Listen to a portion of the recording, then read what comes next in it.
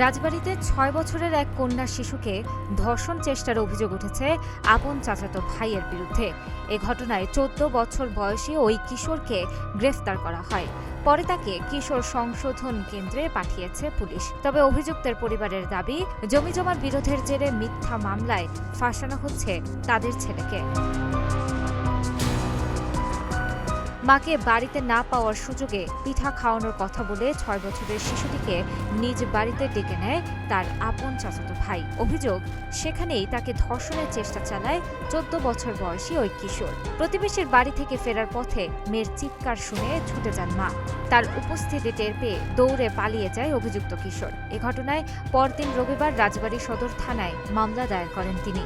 মামলা দায়েরের পর থেকেই প্রভাবশালী অভিযুক্তের পরিবার নানাভাবে হুমকি ও ভয়ভীতি দেখাচ্ছে বলে অভিযোগ শিশুটির বাবার। তিনি পরিবারের নিরাপত্তা ও ন্যায় বিচারের দাবি জানিয়েছেন।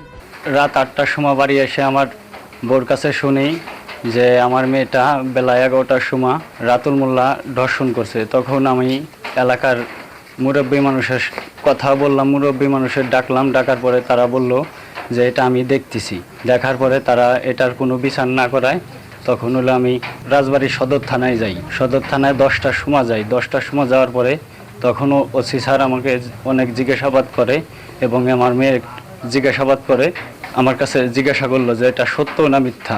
আমি বললাম এটা সত্য, আমার মেয়ের স্টেটমেন্ট নেন। তখন আমার মেয়ের স্টেটমেন্ট নিল। নেওয়ার পরে রাত 1টা বাজে মামলা দাখিল করলো। 1টা বাজে হলো মামলা রেকর্ড করলো। তবে এসব অভিযোগ পুরোপুরি অস্বীকার করেছে অভিযুক্ত কিশোরের পরিবার। তাদের দাবি, জমিজমা সংক্রান্ত বিরোধের জেরেই এই মিথ্যা নাটক সাজানো হয়েছে। আমার ছোট ভাই মিথ্যা অভিযোগ দিয়েছে আমার ছেলের নামে যে ধর্ষণ করছে, এই অপরাধে তাকে গ্রেফতার করছে, কিন্তু এখনো তার কোনো প্রমাণ আলামত পায় নাই। ঘটনার সুষ্ঠু তদন্তের মাধ্যমে প্রকৃত দোষীর শাস্তি দাবি করেছেন স্থানীয়রা। এদিকে গ্রেফতারকৃত কিশোরকে সোমবার আদালতের মাধ্যমে গাজীপুর কিশোর সংশোধন কেন্দ্রে পাঠানো হয়েছে বলে জানিয়েছে পুলিশ।